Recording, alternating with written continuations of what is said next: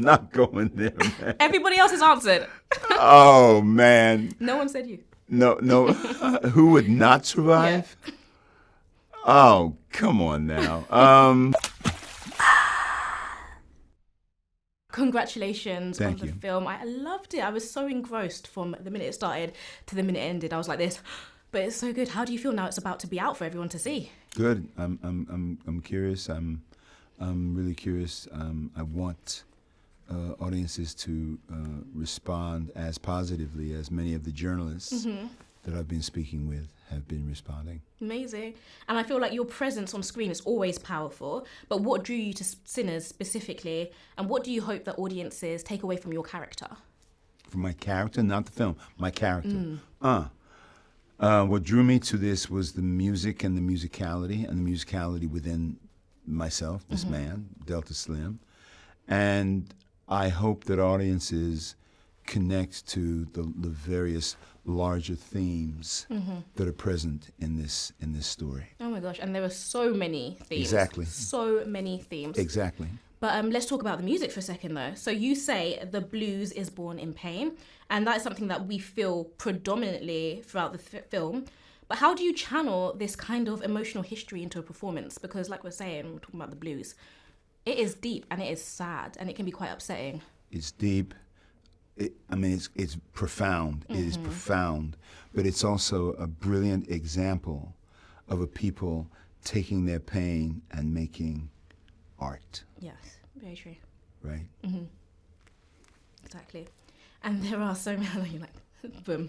But there are so many layers to each character. And with yours, for example, with Delta Slim, on the surface, people might be like, oh. I want to say something. I want to say something because that was kind of, it sounded, taking your pain and transforming it into a creative endeavor, transforming it into something creative and beautiful. Yeah. So even though it is painful, the process of transforming it is a beautiful and very human thing. I totally get you. I understand you. Yeah. That's amazing. Yeah. There are so many layers to each character. And from the surface, some people might be like, oh, Slim, he's a drunk. But what I see is that he's a very talented, very highly skilled musician. Yes. He might drink to ease pain because he's been through a lot. He's endured a lot. As we see in the film, he's got friends that are still locked up. And at the end of the day, he makes the ultimate sacrifice in order to protect his friends around him. So what part of Delta Slim resonates with you the most?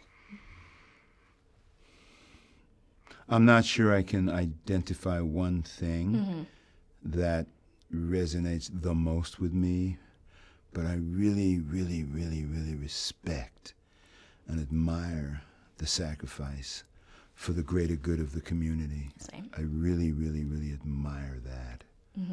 And yeah, I'll say that. That's something that I absolutely love to watch. And it was a little bit unexpected for me. But I was just like, how about that? Go on. Is that right? Yeah, I was unexpected by it. But I was like, what a sacrifice. I was like, come on, Delta Slim.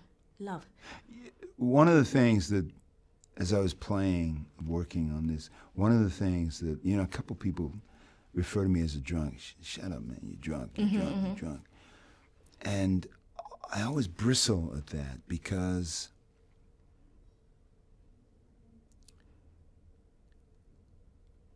it was important, and it is important for me as Delta to convey to the audience what that self-medicating is about. One doesn't, well, maybe, I'm not a drinker myself, but... People don't just drink to drink. They do not. Yes, I get you.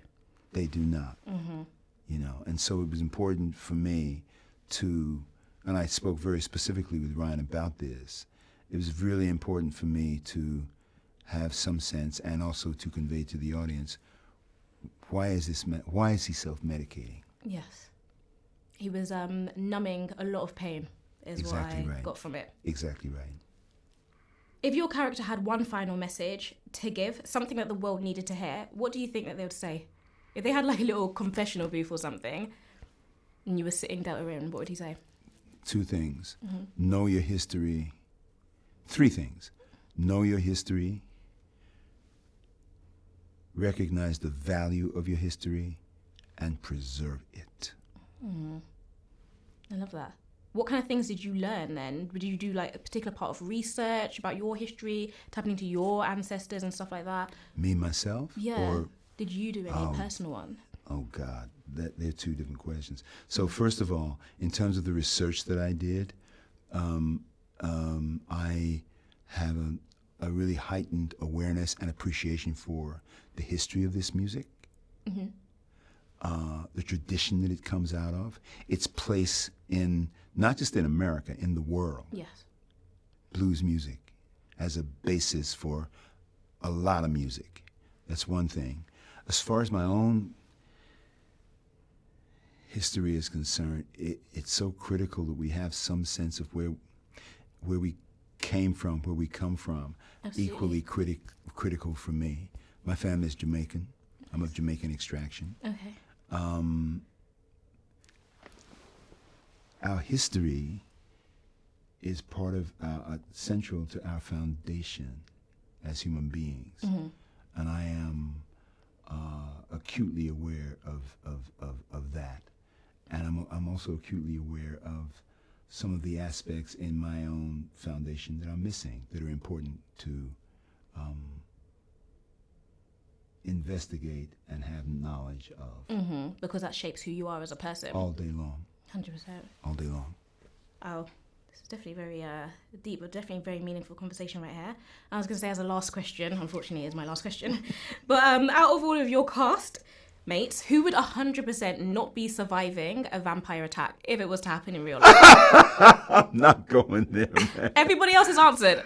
Oh, man. No one said you. No. Who would not survive? Yeah. Oh, come on now. Hypothetically speaking, you know? I can't answer that because I want to believe that everybody would. Survive, yeah. Yeah. Because you all got each other's back. You all rally together. Exactly. Fight those See? vampires. Boom. Yeah. Boom. There you go. And you've got the training now as well. So See? there we go. There we go indeed. Well, thank you so much for speaking with me today. It was an God bless absolute you. honor. Thank you so much. God bless you.